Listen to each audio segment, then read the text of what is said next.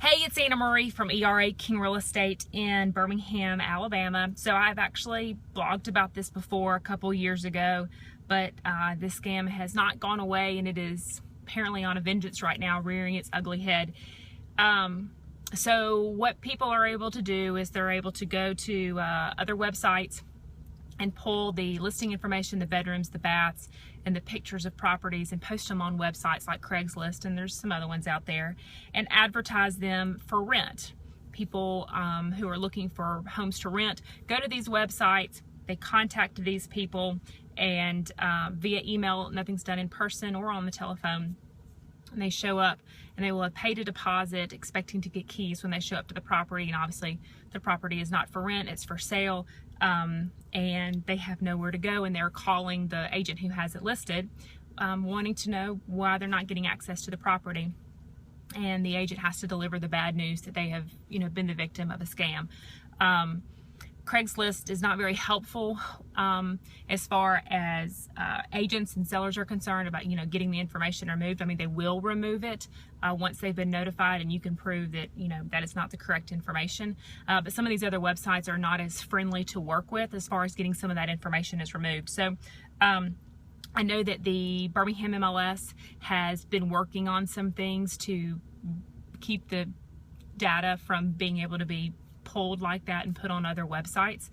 Part of it has been they've started branding the greater MLS logo in the bottom corners of the photos.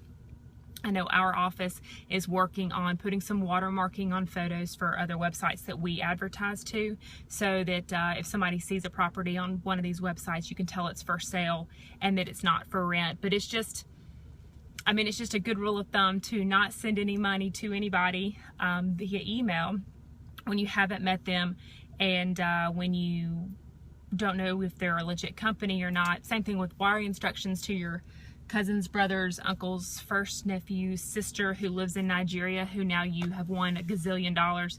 You wouldn't send them any information for them to wire you those funds. It's the same premise should be used here. You should not be paying deposits to companies that you haven't had a chance to talk to them on the phone or not.